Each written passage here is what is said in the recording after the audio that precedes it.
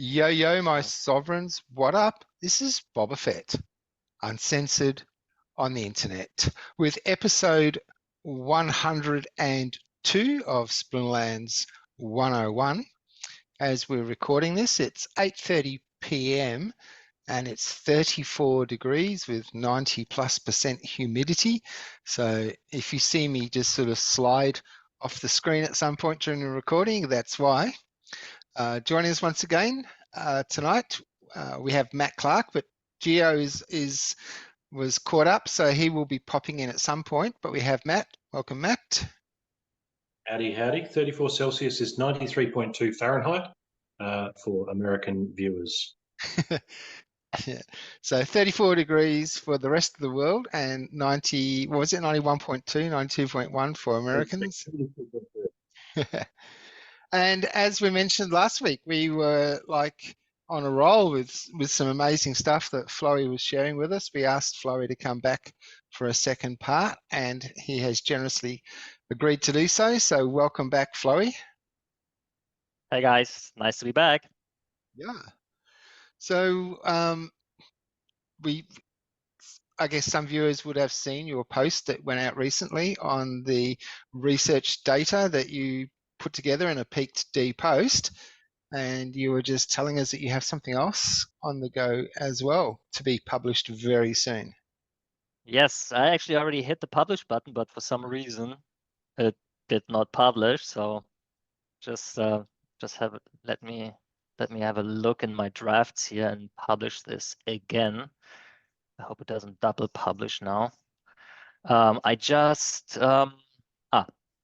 That was the thing. I have to put in my keychain here. Just give me a moment. Maybe in the meantime, Matt can already start talking about my two other posts that I already did. I think you had a look at them, the research and the grain leaderboards. I did, yeah. So they were both 2 days ago. I was just checking your blog. They were both 2 days ago. But Flauwy's been running some scripts to look at the Splinterlands API and pull down for each territory who's running ahead with grain, who's running ahead with research. And yeah, it's been really interesting to click through and look it up and see.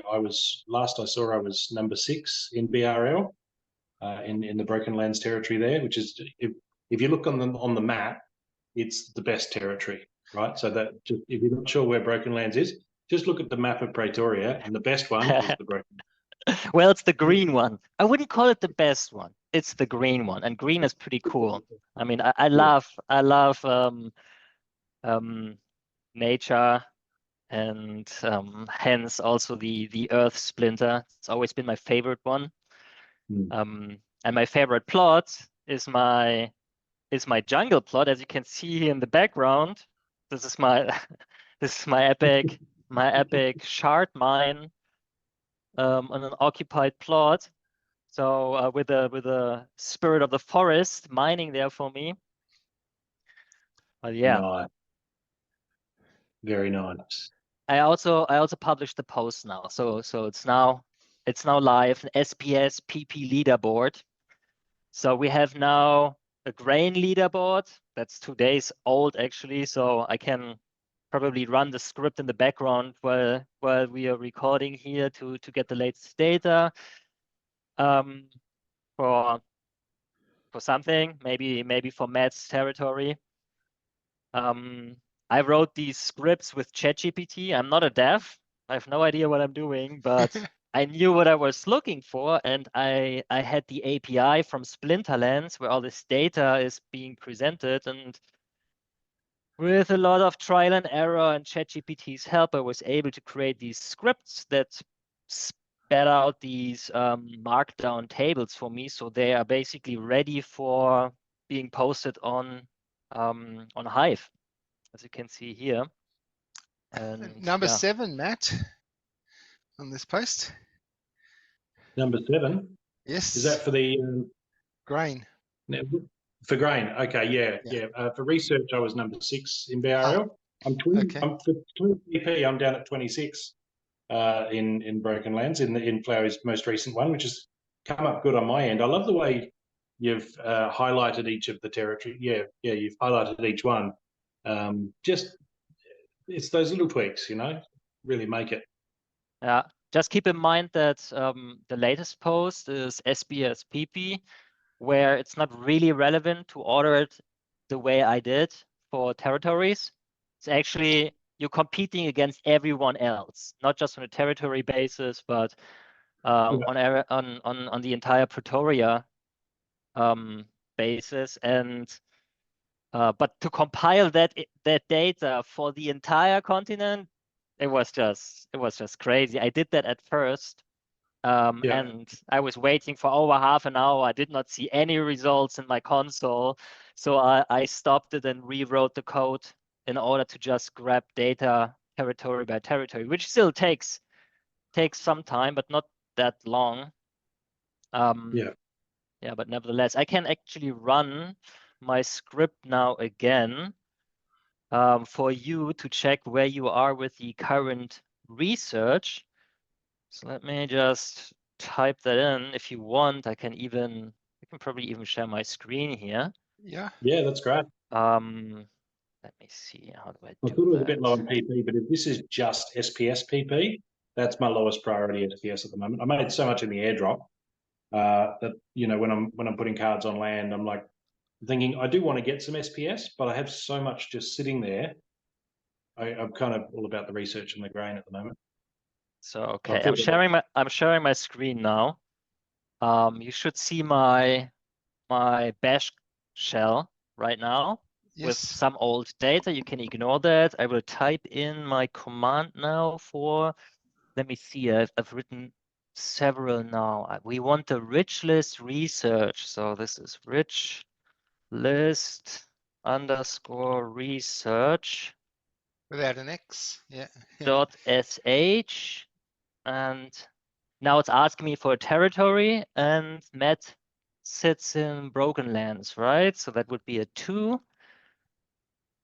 And now we have to wait a moment because now the script is compiling all the data. Actually, my latest script that I wrote for the PP SBS shard mines is cooler because there it tells you how it's going through all the different regions and tells you, I'm looking at region so and so, and then it spits out an unformatted table for region XY, and then goes to the next region, and then to the next region. At the end, it gives you a nice looking formatted table. This script is a little bit older. It's a few days old, so here we go. There's a table now. Let's scroll up, and we can see Michael B. There at the top, followed by Cryptomancer. And here they're actually researching in multiple regions. Michael B has region 22 and 33. That sounds really cool. He did a good job at getting some nice numbers there. And Matt at position 4 with 38,456 research points right now. Wow, yeah, and that's a exactly lot. what I'm doing. And I'm really just dribbling in. I've only got 7 or 8 plots up and running at the moment of my. I've got another 1,400 research points that I can claim now that I can harvest now. So yeah, coming up on 40,000, I'm happy with that. That's been my main focus is research. I just want to hit that, and every time I can rummage together another 50,000 dark energy crystals, bam, put it on. I did spend a whole lot of my dark energy crystals just before land went live. Some generous chap was selling a gold foil alpha flesh column for a very reasonable price, and I couldn't resist. So. Okay, let's try this again, but now we will scan for the research PP. This is unpublished data. No one has seen that before. So this is another script, Some PP alpha. minus total minus territory dot sh. It's now asking me for the territory again. We want to look at Broken Lands once more. And now he's prompting me. Wait a second. There's some sharing stuff in front of me here. What is that? We want to look at research. That would be 3. And now he's going through the regions. And as you can see, we're getting a little bit feedback here. on which region the script is working, and it's just spitting out the table there with all the plots and all the research PP for all of these plots with the players in front of it. And once it's done, we get the final result all added up together, each player with one total PP for their research in their territory. So let's wait a moment while it's going through these regions. How many are there? I think between 20 and 40 should be broken lands, something like that. So we are halfway through here. Yeah, it's pretty fascinating stuff. I'm super excited about this because yeah, never done this. I'm not a dev, and yet I created this amazing script. I'm really happy about it. Really, I feel like a kid at Christmas right now. After opening the presents and getting something to build, and then I actually built it and it worked. And it works, yes. Yeah. So this is amazing stuff. Anyhow, it takes a moment, as you can see. So doing this all for the entire Praetoria is crazy. Here's Matt Clark. Yep. We're nearly through region 39. We're working on. Region 37 is going to have 0. That won't take long. Yeah. Yes, it even says no active plots for research in region 37. Yeah, Who owns it's that? just sitting there. That's my region. It's my. I haven't even started anything on region 37. It's just sitting there. Yeah, just these little details. If a region spits out no data, I ran into all these errors with my script, so I had to rewrite the script to make sure that when you get these empty results, you get a proper feedback and it doesn't count it. Here we go. Total research PP. Michael B with 13.7 million, followed by Cryptomancer with 8.5, A Brockman with 4.4. I'm actually in A Brockman's region. That's region 41. That's a really cool region. Eco Instant, who we were mentioning last week as well. He is managing it for A Brockman and swapping tons of natural plots with other people, because A Brockman doesn't have all the monsters to run his entire region by himself. So he's bringing in people, and I got like I think 33 plots in there. Yeah, and then where's Matt? Position 7 with 1.5 million PP for research. That's quite nice. That's a lot of PP you're dedicating there for research. And I saw that your SBS is much less than that. Yeah. So that's research. That's been my focus. But it's really looking at Michael B. He's nuts. I know him well. We've spoken in person several times. He's a good dude, but he's really leaving me in the dust there. I don't know if this is. I don't think that's good enough. I've got to do something. Well, let's think about it. The research is giving us these prefix titles, right? And there are, as far as I remember, 6 plus 1. So there, the top one is, I think the lower one are Magisters, and the top one, what's the top one? Bonarch is for the total leader all over Praetoria, and then there's another one for the leader of each territory, but I forgot what it was called. I think you're right. I'm looking at it now. So most research points. So Magister is the 5 players with most research points earned in each territory behind the first. So yeah, it's the top 6 with a separate category for the top 1. So you're just behind there. You have to add up. And if you don't add up, that's also interesting to keep in mind there. Everyone in front of you is gaining every single hour on you, right? So in order to make up the gap that there is already between you and Queen of Monsters, who has 500,000 500,000 PP more than you is earning more research every single hour, and the gap is widening. Yeah, right? yeah, absolutely. So- I guess the other thing I'd say is that already I'm getting as a castle owner, I'm getting the 25% RP boost, and only one of these is live at a time. So if I miss out on the 35% Magister title, I'm still getting the 25% for actually owning a castle. And this is for RP boosts, so battling. And again, I keep wavering on this and going back and battling some more, but I really want to just hang up my battling boots and just work land now. So the prefix titles are probably not a big deal for somebody who's looking to entirely work on land, just because why do you need an RP boost if you're not actually battling? Yes. Yeah. I say this, but I don't know, man. I've got my soulbound cards. I probably won't unlock them. I'll probably just keep using them and just battling through as best I can with my soulbound guys. But I mean, that these were just the first suggestions for the prefix titles in the Land 1.5 white paper, right? So we don't know if there might be changes coming to the prefix titles in the Land 2.0 white paper, or later down in the development phase with 3.0 and wherever this is going, right?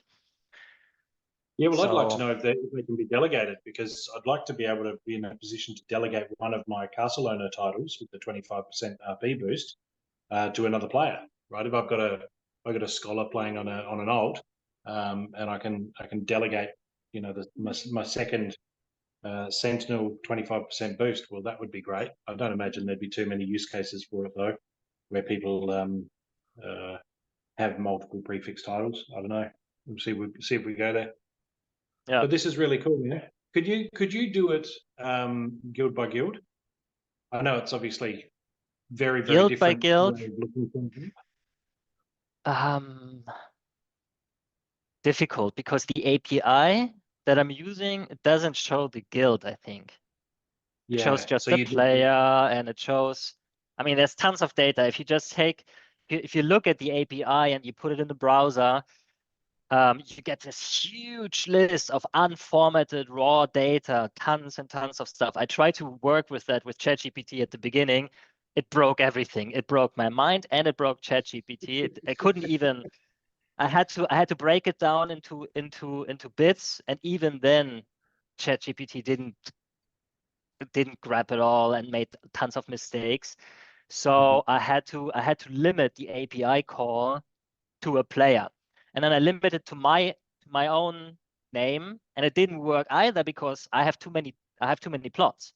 So I actually went into my region 65, and I selected Javi from Peak Monsters, who has only one single plot, and that helped. With that data, I was able to build it all together based on Javi's one single plot in region 65, and then bit by bit added more and more from the total API call. So yeah, it doesn't have the guilds. I'm afraid. I think I didn't really look for it though, but I think it does not. So I would have to get this data from a different API. I'm sure there's some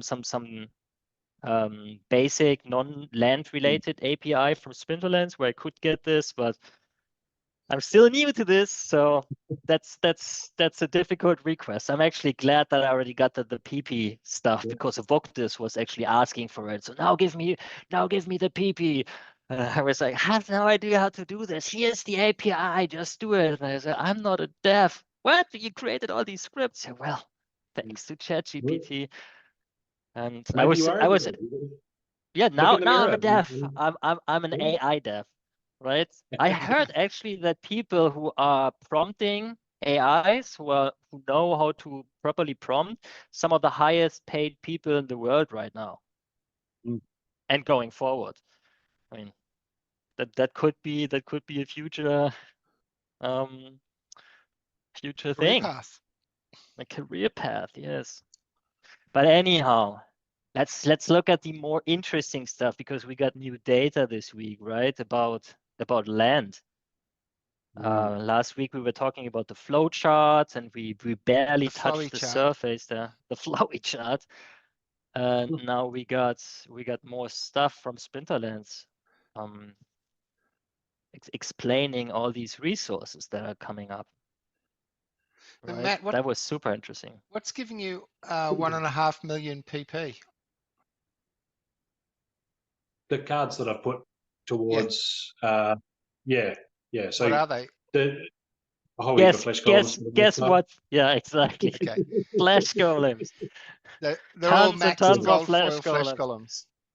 Well, And Brokenlands is so non-mag. green. Story writes itself, right? So I still have a few around in different accounts that are up for rent and the like. But my pinch point at the moment is Dark Energy crystals. As soon as I, like I say, pull together another 50,000, then I'll go and grab some cards that I'm using and put them on there. And I still have like 15 epic totems that I haven't put to work yet because I don't have the DEC to put those totems to work. So I think that's why, even though I don't have that many plots going, they're the best plots across that region. And they're also supported by some really great cards and the epic totems or legendary totems. I've got 4 Rooney going. So even though there's not that many plots, it's the creme de la creme that are really pushing it up. And so I'm really looking forward to getting to the point where I have enough plots going that I can have all my epic totems working. And obviously then I'll start working on the rares and getting less per additional plot, but still adding more to the total overall. Yeah. So should we have a look at this new reveal? Yes, absolutely. I got it open here. Let me just prepare my screen to add the flowchart there as well.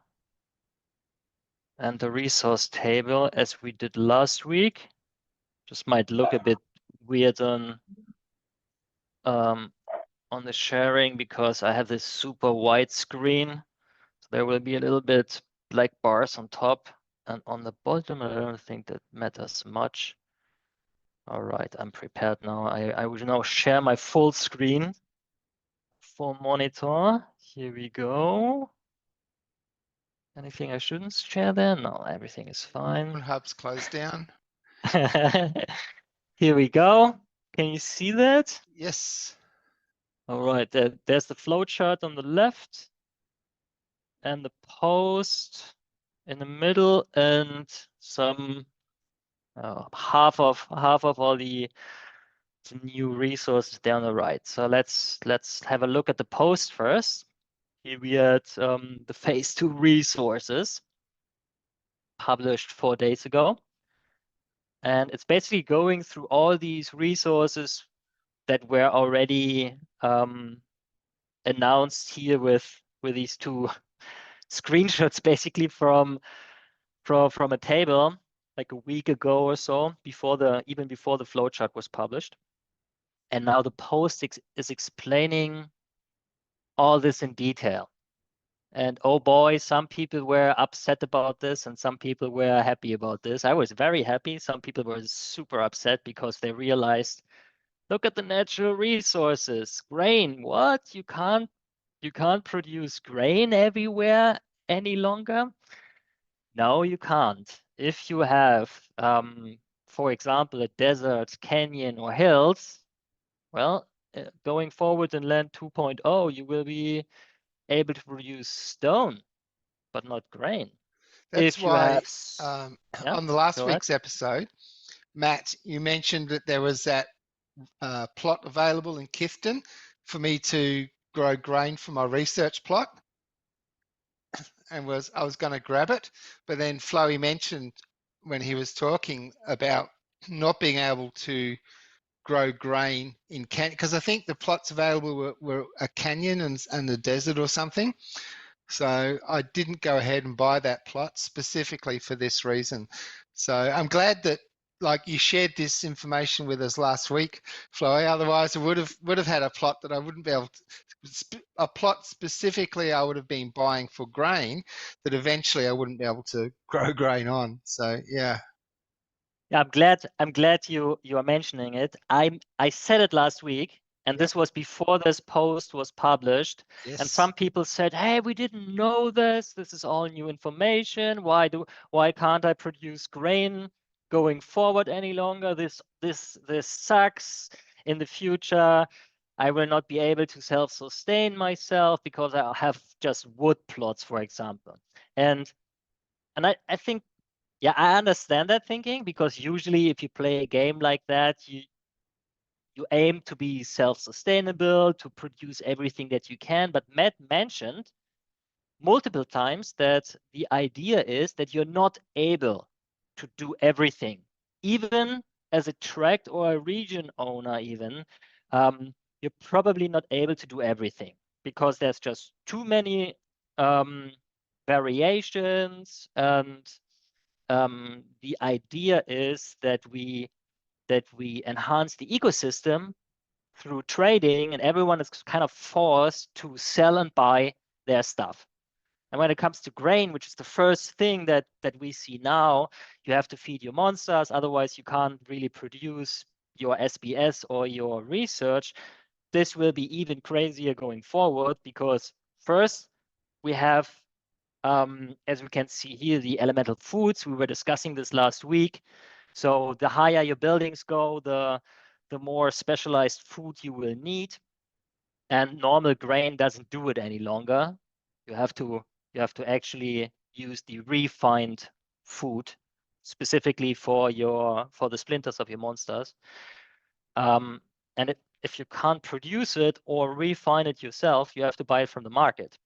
That sounds scary at first, but if you are producing a lot of wood, then you can refinance it with that, because other people might not have that wood. There will be liquidity pools for all these resources, and you can just dump part of your wood production into the pool, get deck out, and take that deck and go over to the grain pool or the elemental food pools. Apparently, there will be a pool for everything. So there might be a pool for pure flakes. Oh, you need pure flakes because you have here um, these live monsters on your plot, right? So yeah, then you go to the pure flakes pool and pull that out with the deck that you just got from your raw wood, for example. So it's really wild. And just imagine how much volume this will create for all these different pools, because everything will just be traded back and forth by everyone every single day in order to do stuff. I I've think there's always a lot of avoided liquidity pools because my understanding of how they work is limited. This is obviously something I'm going to need to invest some further understanding into, because it looks like it's unavoidable being able to use liquidity Yes. pools. Yes. I mean, they're scary. They're scary if you look into DeFi, and if you remember all the things that happen in the crypto world with liquidity pools, Terra Luna and stuff. I was over there and lost multiple thousands of dollars in my Terra Luna pools,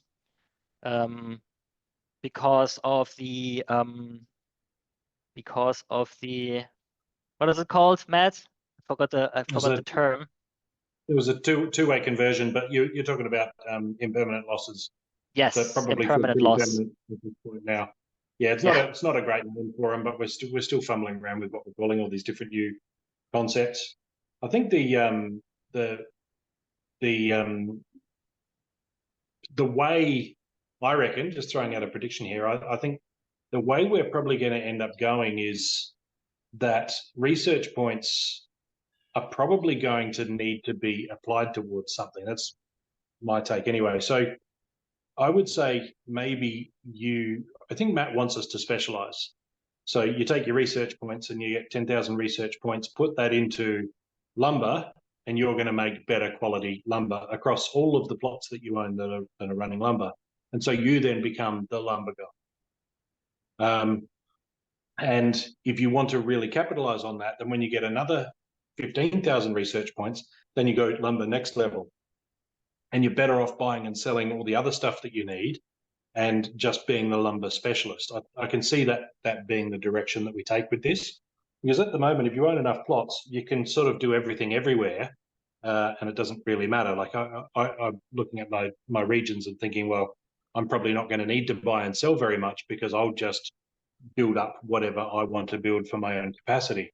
But if research points are a big throttle on that, then you kind of don't want to be a jack of all trades. You will really want to start specializing in something. And it's just a prediction, but I could see Matt maybe leaning in that direction with the, needing to maybe burn up the research points, right? You get them, and it goes to your universal total maybe, but you can only spend them once each, and you've got to choose from like a skill tree, like any video game. You put more into your character's defense or total health or stamina or what have you. So you're then making those permanent decisions about what you want your plots to excel in.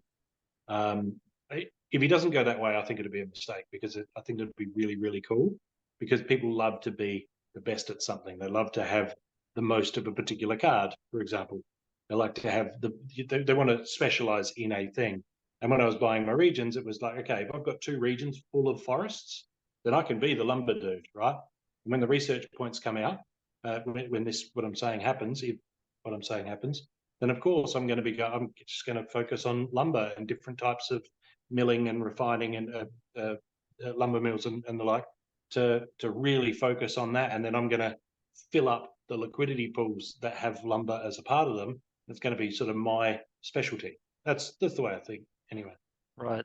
Well, interesting thoughts. I mean, it doesn't really say exactly on the flowchart that was published so far how research will feed into all these other buildings, but Matt specifically said that that research will be a gating mechanism for everything on land.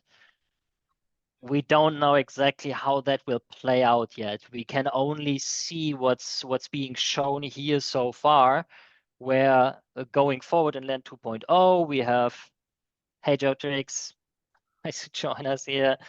Hey guys, sorry about that. I'm here now. All good. Oh, good. Yeah, as you can see, we're just looking at the latest Splinterlands announcement for Phase 2. Where all the resources are now being further explained.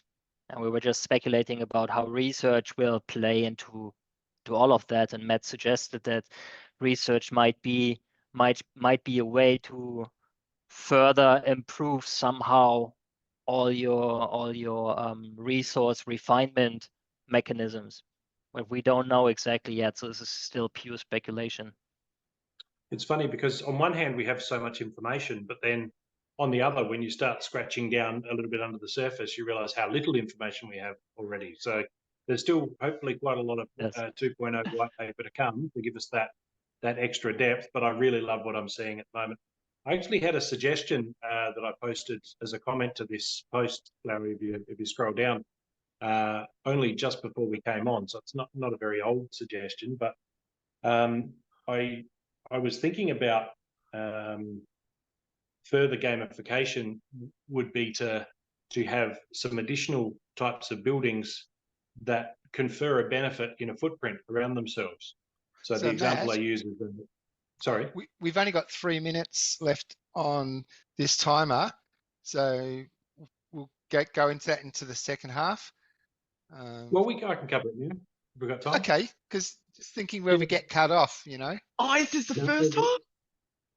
Oh, good. Yeah. You're good, Gio. So the idea is additional buildings, like a guard hut, I've just provisionally called it, but it gives an advantage in a footprint around itself. And so say a lapidary has where they're polishing gemstones, has a 10% chance of being robbed every however often. If the lapidary is within the footprint of one of these guard huts, then that is reduced to 5%. And if it's within the footprint of 2 separate guard huts, that's reduced down to 0%. So then the idea is you have people buying and selling specifically plots because of where they are situated, and also building these guard huts judiciously and carefully. And we end up with districts, just like in real life. You've got the jewelry district over here, and then you've got the restaurant district over there. Similar sort of a vibe, but with lapidaries and these different guard huts around the place where people are looking to go. I really want to polish up some gemstones. okay, there's a plot for sale over here, and it's within the footprint of these two different guard huts. That means it's not going to get robbed. So I'm going to buy that building, buy that plot, knock down the grain farm that's on there, and put in a lapidary, and then that's where I'll polish all my gemstones. So I went into detail further down in the comment on that post there, but only just before the show started. So I don't know if it's had any interactions yet. You want to scroll down and have a look, Flauwy? See if Matt's got any. Yeah, sure. Let's have a look there. Let's see. Right, it's right at the Where's top. your post Oh, here? there's another one. Yep. I'd love to see more gamification with the map. Those lapidaries could have X chance of being robbed of their stones. PvE, not PvP. They'd be burned, which could be partially or completely mitigated by having a new building, the watchtower, guardhouse, barracks with a certain distance of the lapidary. So if the lapidary is a center plot here, the 10% chance of being robbed could be reduced by 5% for each guardhouse within these 24 closest plots, as long as the guardhouse is at least the same level as the lapidary. So interesting, man. So the guardhouse would be an extra building, which you probably can build up. You have to put monsters in. These monsters will be the defenders of the other plots around them, or the entire region or something.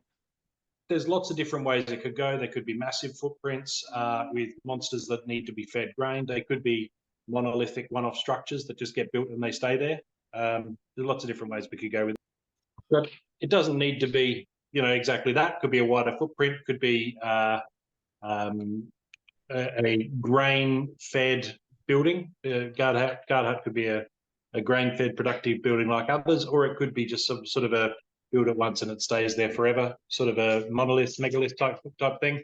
It doesn't need that perpetual upkeep, because then you are having people building around what's there, hoping that it's going to stay there, and that might not be the case. Maybe part of the gamification is only building lapidaries around a guard hut that you yourself own, or that somebody that you trust owns, or perhaps it could be there's something where if the owner goes quiet, the surrounding lapidary owners could actually throw some resources at it to upgrade it, because you'd want the level of the guard hut to maintain the level of the lapidaries around it. But you wouldn't be able to love the... upgrade someone else's structure, though, would you? I mean, if it's their plot, their keys. Yeah, well, the game could make it happen from a technical perspective. Whether they'd want to or not, I guess, is another thing. But it's if somebody dies or they lose their keys, you don't want anyone relying on them to be stuck. And it's the same conversation we've had with keeps and castles in the past, where it's been a case of, well, what do we do if the local castle owner just vanishes and nobody knows where he's at?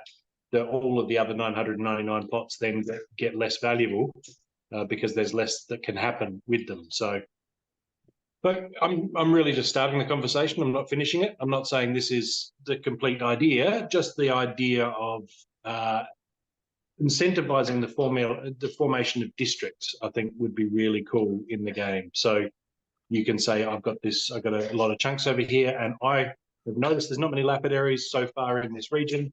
I want to get myself a district here, and I'm going to flog off half the. I'm going to build a couple of guard huts, and then I'm going to sell off half of the plots that I've got spare. Build lapidaries on one half and sell off the other half, and hopefully cover more than my costs, because people are going to pay more to get lapidaries around guard huts. So just as a thought. Shimmering Coast is already a testament to everyone who's died. Or who hasn't, been involved or haven't opened up like plots or what. I don't know how many tracks or regions are laying dormant, but yeah, look no further. Yeah, it's at the bottom end of all the productions, because there are like 12 regions or so not opened yet. I think the last one is 138 or so that we are looking at right now. I think you're right. Something It's like either that. 137, 138, yeah. The first plots of 137 appeared on the market the other day. I was looking for them because 137 is the 33rd prime number.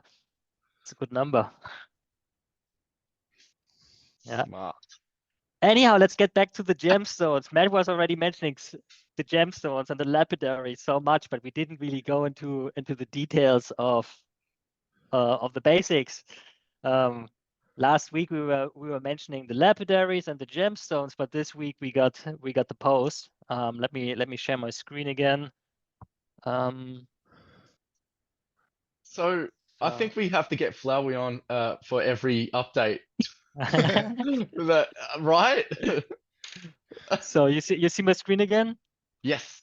Yes. Okay, let me zoom a little bit more into the flowchart here at the side so that we see research, ancient ruins, reconstruction project, gemstones, and lapidary. And here in the post, we see the gemstones. So this really blew my mind because we did not see that in the in this little preview overview here. Let me see. Can I? No, I can't. We don't really see the gemstones here. Doesn't matter. Let's have a look at the post. That's good enough. So we first of all we see there will be 6 gemstones. Pretty straightforward. This is aligned with all these other things where you that gets where we get elemental essences out of the laboratory and then refine further into elemental tokens, basically land tokens, right? It's similar with the lapidary, except that in this case we don't need the elemental essences. These will be somehow a side effect of the efforts we do at the Ancient Ruins Reconstruction Project. We don't know exactly how that works yet. I'm sure there will be more info released about that in the future posts of this series. But from the flowchart alone, we can already see that we have the research, which comes out of the Triaphor runes, which come out of the Castle Keep, as some part of this effort. And then the other part are all these elements here. Wood goes into the sawmill, creates lumber. Lumber goes into the reconstruction project. So I assume it's something like rebuild the pyramids. Here's an incomplete pyramid, now rebuild it. It will take 2 years. It will take millions and millions of resources. Go and burn them here or use them somewhere else. But if you burn them here as a side effect, you will get gemstones. The same is true for stones. Go into the lithification site, create elemental stones, and then you can burn them in the reconstruction project as well as one of the use cases for them, right? And yeah, so we are rebuilding these pyramids or whatever buildings we have there in Praetoria, burning our nice resources. And somehow these gemstones drop as a side effect. It's not exactly clear how and what exactly we need to do for that. If it's just the burning or something, these are all speculation parts on my end, but I think it makes a lot of sense there. But then we get these. Maybe we have to burn research to put it into the reconstruction project, or we have to get to a certain level and we keep that research. I don't know. Matt mentioned research burning before. I like that concept a lot. So you're not just getting a higher and higher number of these research tokens, but at some point they are going down again. Who knows? You will see. But we will get diamonds, emeralds, rubies, sapphires, onyx, and amethyst. Someone made a good point that amethyst is actually just a half precious stone and should be replaced by opals. How do you pronounce them in Opals, opals, which are quite common in Australia, right? And one of the especially most Matt's beautiful, region. right? And Yeah, where I am, we've got like 80% of the world's known opals within a few hours' drive of me. It's a big area. wow. Cooper But Pedy, I it's love called. them. They are the most beautiful precious Yeah. stones in my opinion, because especially those that have these multicolored yeah, which are multicolored, and they fit perfectly to the dragon splinter. Someone made this suggestion in the math chat, who's actually a specialist for precious stones, apparently, and also suggested to replace these 4 qualities here, which in this post are called dull, bright, gleaming, and brilliant, which basically represent common, rare, epic, and legendaries. And now get this, yeah? So we will get, in the lapidary, we will refine our raw gemstones, which somehow we got out of these reconstruction efforts in combination with research and probably burning our resources. Raw gemstones refined in the lapidary into, gemstones with 4 different rarities. So I don't know if you thought about this, but this means there are 30 different liquidity pools for gemstones. Yeah, 6 for the raw ones, 6 for the common ones, 6 for the rare ones, 6 for the epic ones, and 6 for the legendaries. I don't know if this is true. It's just, again, just speculation on my end, but how else would it work, right? Everything has their own liquidity pools, so it would make sense that if we need to buy a gleaming onyx, we go to the liquidity pool and buy it out there. Yeah, it's just mind-blowing that you have, just for the gemstones alone, 30 liquidity pools. Wouldn't it be If that is the 24? case.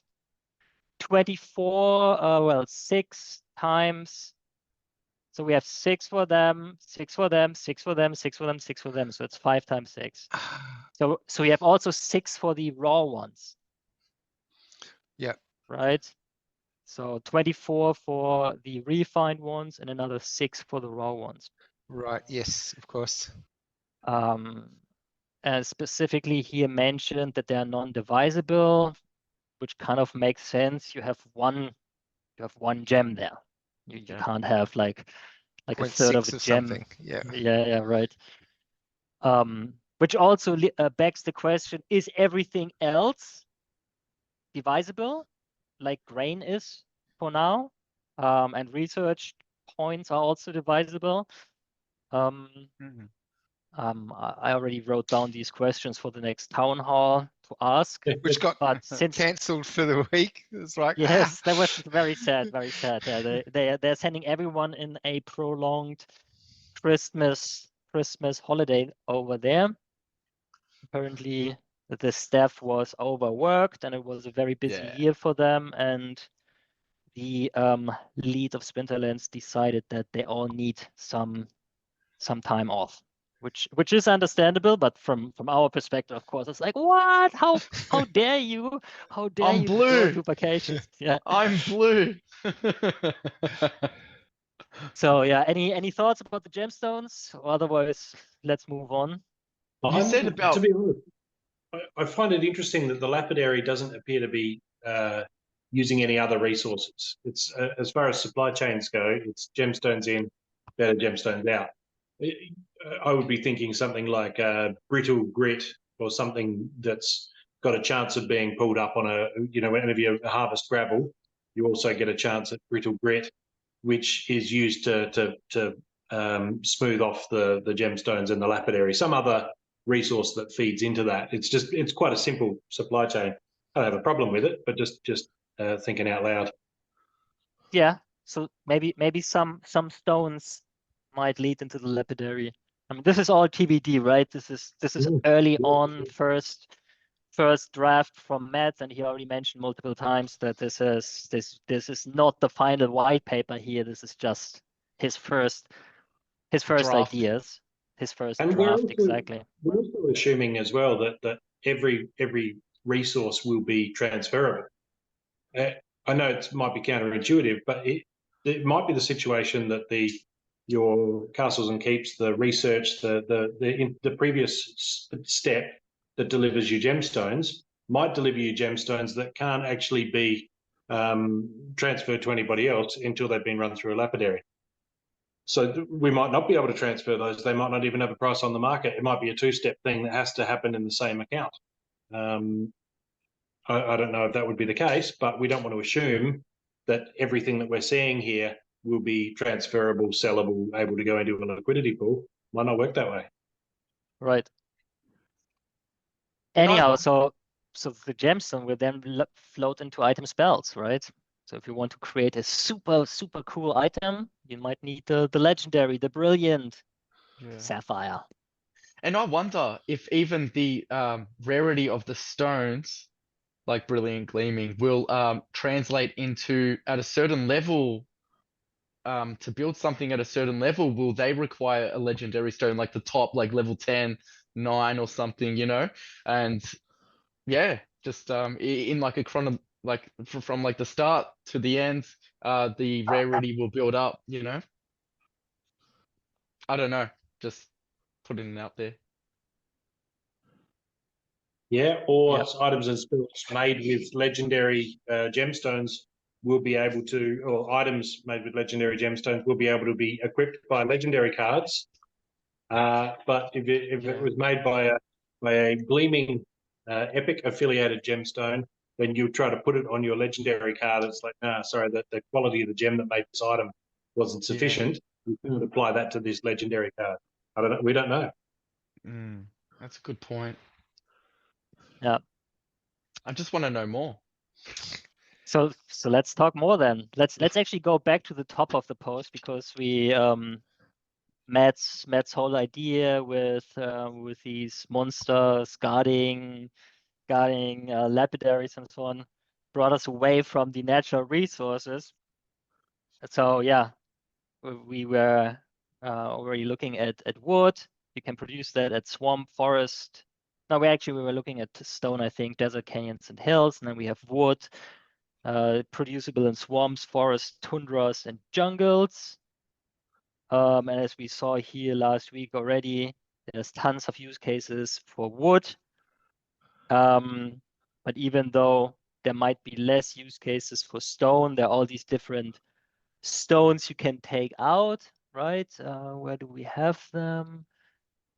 Here, the higher your building goes, we mentioned it last week already, you get higher chances for these different metals. But I think they're also mentioned here somewhere under refined resources, I think. Maybe elemental stones there. Quartz, limestone, granite, sandstone, hematite, obsidian. Yeah, so there's that. And then the fourth one, what's the fourth one? Ores. Oh yeah, and the ores lead to these metals, not the stones. The ores do in the mines. I confused that a little bit, and they will be melted into metal bars in the foundry. So yeah, so basically we split all these 14 different natural resource parent types that we have so far, and everything is just being able to produce everything. Going forward, all the natural resource productions will be limited to what your parent type is on your plot. So if you can't produce any grain, don't be sad. Grain will be available from those who can. And if you have tons of tundras and you felt like, oh my God, why do I have tundras? Maybe it could be fortunate that you actually do have them, because now you can create tons of wood and supply the supply chain for that. Any thoughts from you guys about the natural resource types here? I've picked up a few more grain plots. That's all. What? Yeah, I know, Bob. I When did you do know. that? Yesterday, I had to get in another region as well. It's the same territory, different region. Yeah, So grain plots you picked up? yeah, four grain plots, all common. In the same, well, yeah, in Yumbra, in the region of Yumbra. So they were what, 40 USD? Yeah, yeah. So I Yeah. had, yeah. I don't want to get into the intricacies of it, but Yeah. yeah, I'll be unstaking. Let's just say I'll be unstaking only $200 worth of SPS to, yeah, that's all. And burning it. I'll do you guys a favor. I'm burning it for DEC. I know it's not much, but thank me later. So how many plots do you have now? Is that 16? 15. 15. Yeah. That's all. Wow. Yeah. Yeah, there will be tough choices to be made. I already added all these buildings to my vast spreadsheet for land and try to figure out, okay, where do I produce what? Yeah. And I can tell you, even with my tract, I'm running out of options. And we haven't even talked about stuff like storage buildings yet. This will Oh all be part no. of the next next post when the buildings are being further described and what they do. None of this is part of the flowchart nor this resource post that we see here. But this will come on top. You will need the storage. We don't know exactly when and where. What we do know is that if you want to provide liquidity, you apparently need some storage. Otherwise, that doesn't work, which is bizarre because usually we provide liquidity in DeFi just like that. You need both sides, or there are certain DeFi projects where you can even just provide one side and it automatically provides the other one. But having a storage that limits how much you can put into the pool, that's really something. Matt already mentioned last week that he might just create tons of storage buildings and become a mega liquidity provider. That will be a thing going forward. Some people might opt for that option. Right. Imagine if somebody asks you, what do you do for a living? Oh, see, there's a video there. People like to swap wood for stone. And because they do that a lot and they're swapping my wood for my stone, that's my job. Resource broker. Yeah. But From a law perspective, that's though, it kind of makes sense to have silos, because if you think it's not just about moving the grain from one person to another or moving the wood, often in times gone by, you would have stuff stored and you would only swap the ticket that says I own this, right? You'd have a receipt to say the bearer of this receipt owns a ton of wood in this storage, and then two guys could meet and swap them, right? So the liquidity pool is saying you're swapping your right to this wood over here to your right to this stone over here. They don't physically need to move in order to change ownership. So from a law perspective, I think it kind of works. Yeah. All right. Next stuff on the list here, magical resources. I think we can skip them because we already discussed them last week. You mine them on the magical plots. There's 6 different splinters. You combine them with the essence in the laboratory to the elemental essences, and then further use that for refinement. So you need magical plots and occupied plots in order to get into this production chain. And here they talk about the refined resources, lumber.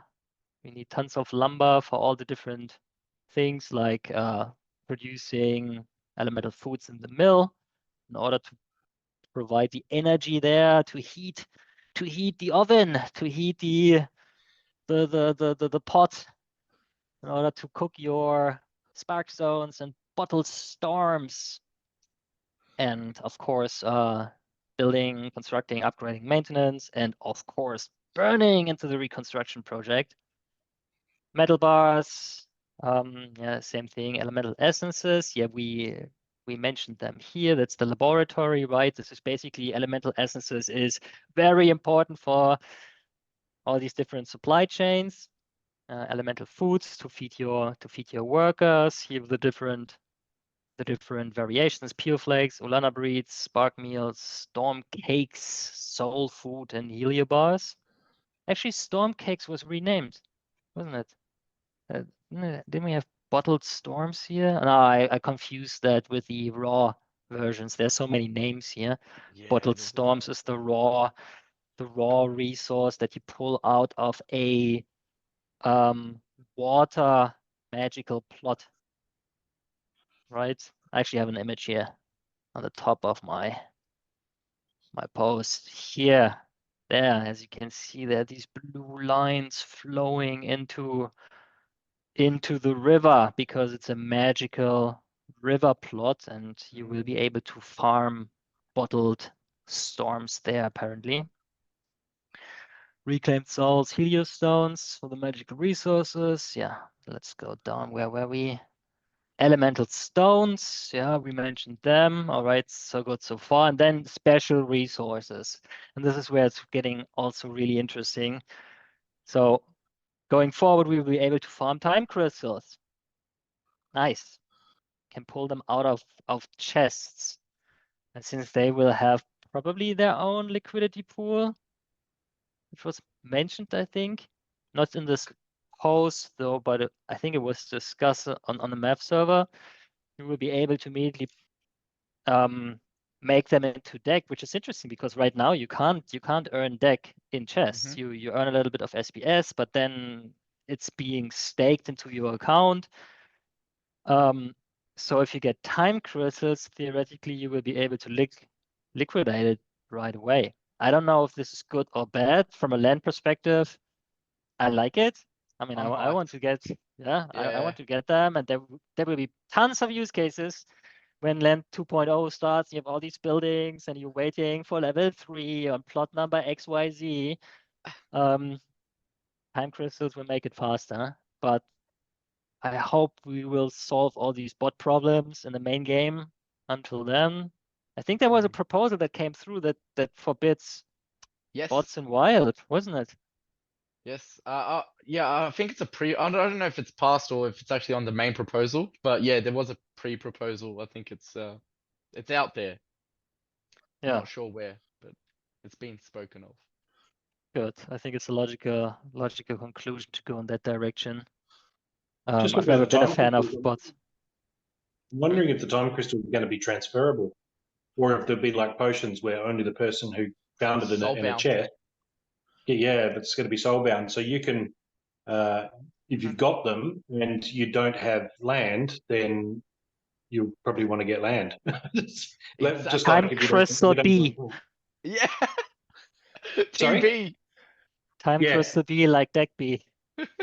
Yeah. You can only use it for stuff where you burn it, but you can't transfer it. That would make sense actually. Yeah, I like it. Yeah, so it's like if you get a big stack of time crystals, you go, well, look, I may as well buy a plot. I was not really interested in getting into language, but may as well buy a plot, and I can do a whole lot of cool stuff on it and burn through these time crystals. Yeah, all right, okay, I'll do that. Sort of like trying to induce you to move towards guilds, induce you to move towards tournaments. You know, it's just kind of don't just stay in your corner, grow, expand, spend more time here. It's good for the game. Yeah. I like it. So next thing on the list here is mana crystals, where we require to craft items and spells, and can be obtained exclusively through contributing guild power to your Splinterlands guild.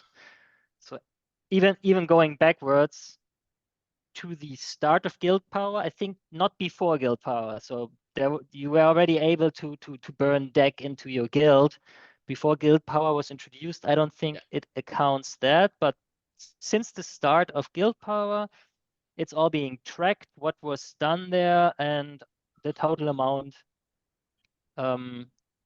Even if you took out something again, it will count the total amount of guild power that you provided there. And it's further explained there's planned to be a fixed pool of mana crystal tokens per day that can be earned, and that amount that each player receives from the pool will be based on the contributed GP as compared to the total contributed GP across all guilds in the game. So similar to SBS farming right now, there's a limited pool, right? And the more people go for it, the more people provide GP, the less you will get, basically. I like it. It ties two things into one, right? It's like, okay, so the more I contribute to my guild, well, it's helping me out in land. You know, again, it's another Yes. plus for landowners. Like, it's cool. It's cool. Yeah, absolutely. Yeah, I and agree. I think there should be more like this, actually. Outside of land, you do something outside of land in the Splinterlands ecosystem, and you get something for land. Yep. Yeah, I could see someone with no land again accumulating these mana crystals just from providing guild power, not even knowing about it. And then after a while, going, what's all this? I've got all these mana crystals again. I've got all these time crystals too. All right, I'll go and get some land then and make use of them, because otherwise, I'm assuming again they're not transferable. I don't see any mention of that. So Yeah, it doesn't say, does it? Hmm. Although no. I would think they are, because look at this. They are directly required for item Item spells. spell, What which do you could- do if you're not part of a guild, but you're a big landholder, you want to produce items and spells, you're locked out. Doesn't make Well, much it does seem sense to that me. they can be obtained exclusively through contributing guild power, not or bought from other players. If the only way you can get them is through guild power, that would preclude buying them from other people. Maybe, I don't know. Again, Yeah. How much information do we really have? Right. But it's crazy that if you look at the flowchart here, you want to go there, items and spells production, you need directly mana crystals. So that's Yeah. besides all the other stuff that you need mana crystals. You don't have mana crystals, sorry, but It's you're great. out. It's like more guild contribution, and you're getting playcrafted cards that are specific for those people who, you help out the guild. I like it. I do hope though that on the way to mana crystals, guilds will also get their upgrades. More stuff for guilds, more versatility of guild buildings. Incentives to be in a guild. We still have all this stuff that was introduced in the beginning, right? Yeah. Since guilds were introduced, is there any building on top of that came to guilds since then? No. Not as far as I remember. There was the original two, So and then there was another 3 added recently. When I say recently, I mean a couple of years ago, the arena, the barracks, and the store. right, but still kind of like from the early days of guilds, and since then nothing was added, and they introduced the deck B, the whole let's burn deck thing, and you get guild points for that. And ever since then, we were waiting for big updates for the guilds, like maybe a guild store or something where you can burn your merits to buy special guild cards or so on. Not just the Gladius packs, but maybe directly buy a special Gladius card or so, like a promo Gladius card. I don't know, something like that. Could be cool.